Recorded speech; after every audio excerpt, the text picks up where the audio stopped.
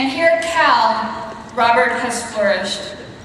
In his very first semester, Robert was given the chance to write a weekly column for the Daily Cal. During that same semester, he discovered the Haas Scholars Program and the opportunity to engage in sustained original research.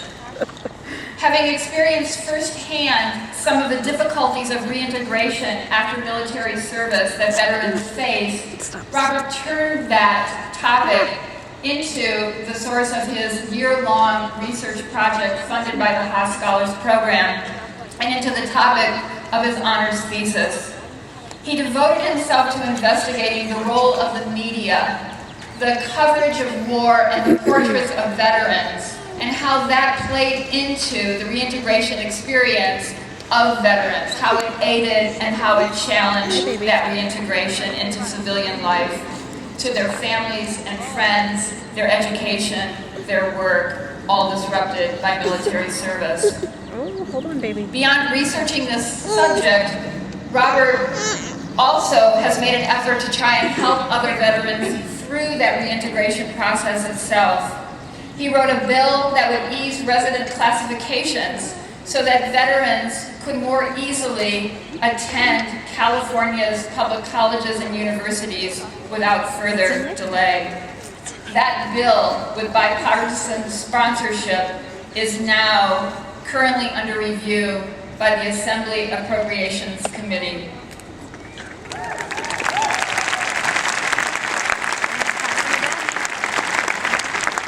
When he leaves Cal, Robert's path is taking him to Carnegie Mellon University for a master's program in public policy, and I expect a career in public service. I am very, very proud to introduce our student speaker, Robert Reginald King.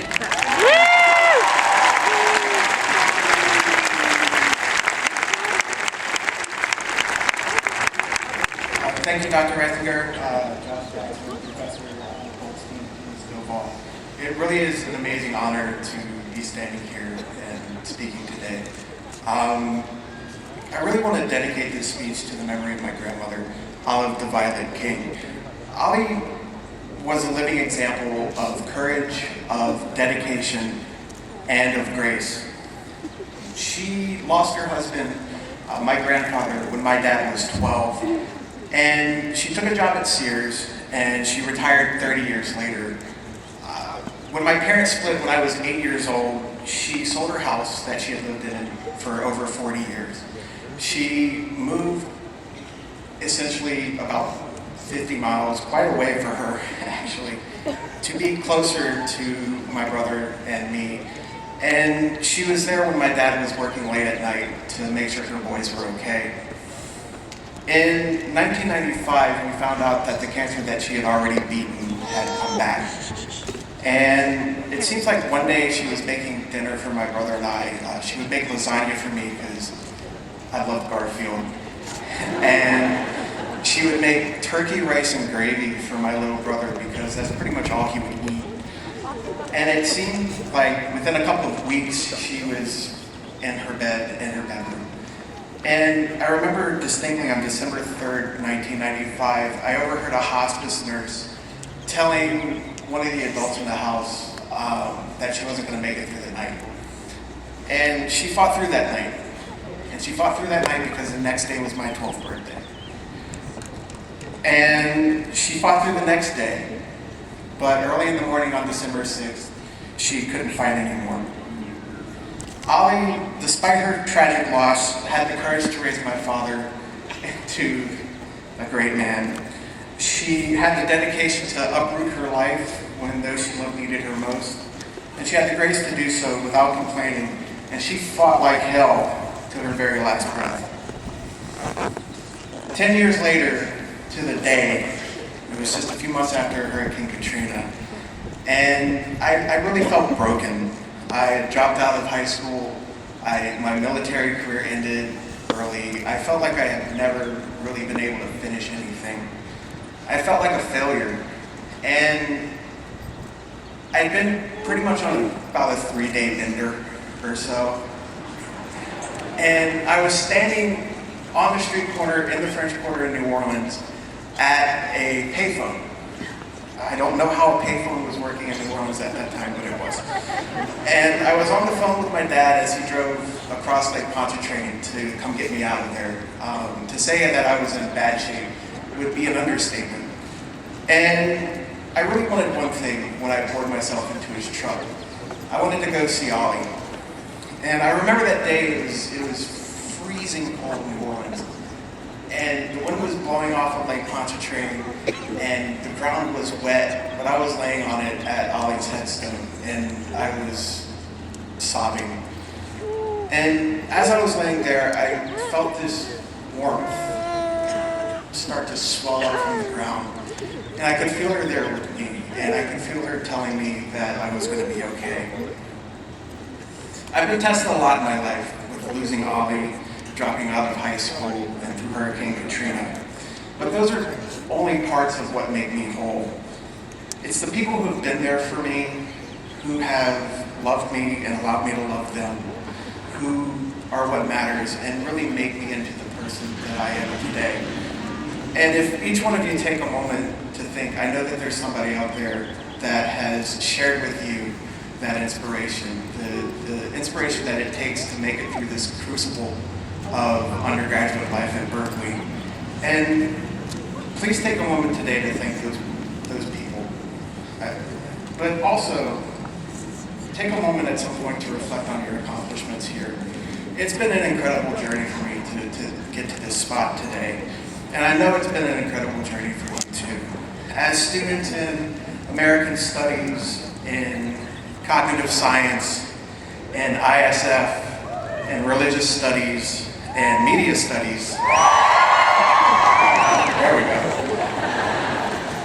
You know, we've all had our very own unique experiences here at Berkeley. I mean, a lot of students don't get too far outside of their own department when they're taking classes and doing their schedule, but we're pretty much required to do so as UGIS majors.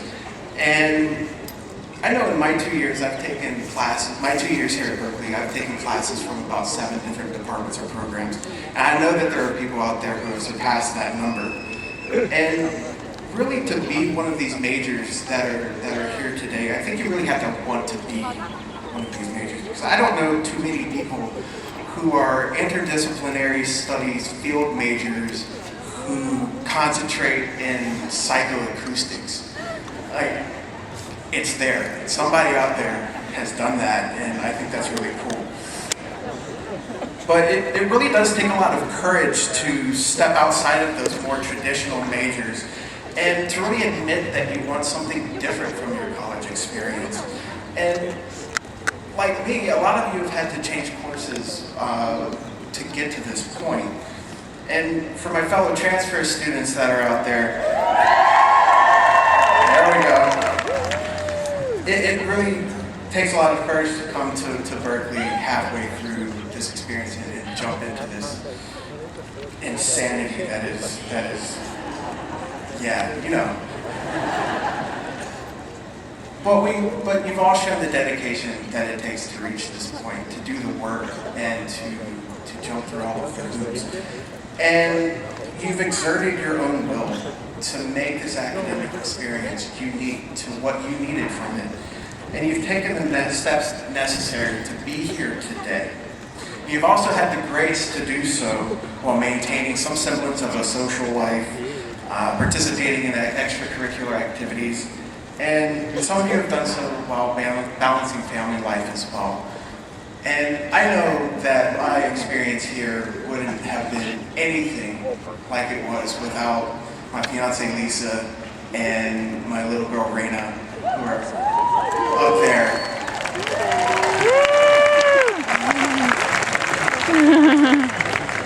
But now, today, we are all here to celebrate our accomplishments.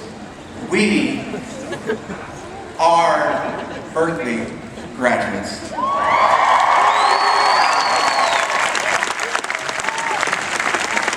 I don't know about you, but saying that feels really good. Now, I don't want to be a downer, but there's always kind of an elephant in the amphitheater, and it's that question that looms over us. what in the world do I do now?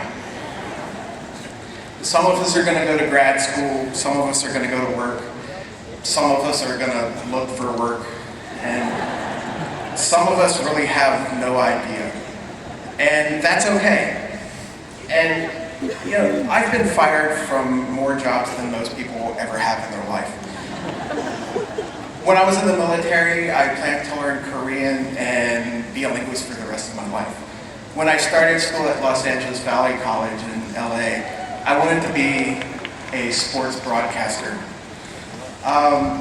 But that changes, and I can tell you from my own experience that no matter how well you've planned it, life is gonna get you at some point, and your plans will change. You might get laid off or something like that, but don't let those things phase you. If you approach life with the courage that it's taken to get here today, whether it's school or work or that great postgraduate unknown, don't be afraid. Don't be afraid of life. Just live it. Know that if you approach your next venture with the dedication that it's taken you to get through Berkeley, that with a sense of owning your own life, of owning your own experience, you're not going to fail, even if somebody calls you a failure. And when life throws its little curveballs at you, have the grace to use that adversity as a tool and not as a hindrance. I've said this a couple of times to some of you out there, and it basically goes like this. If I'm never wrong, I'm never going to learn anything. It's okay. It's okay to not have a plan. It's okay to change your mind. And if you fight through the tough times, if you embrace life, if you own it, I know that each and every one of you out there are going to do great things. You wouldn't be sitting here today if you weren't capable of doing so. But no matter what, at the end of today, we will always be able to say that we are the UC-Berkeley class of 2012. Congratulations.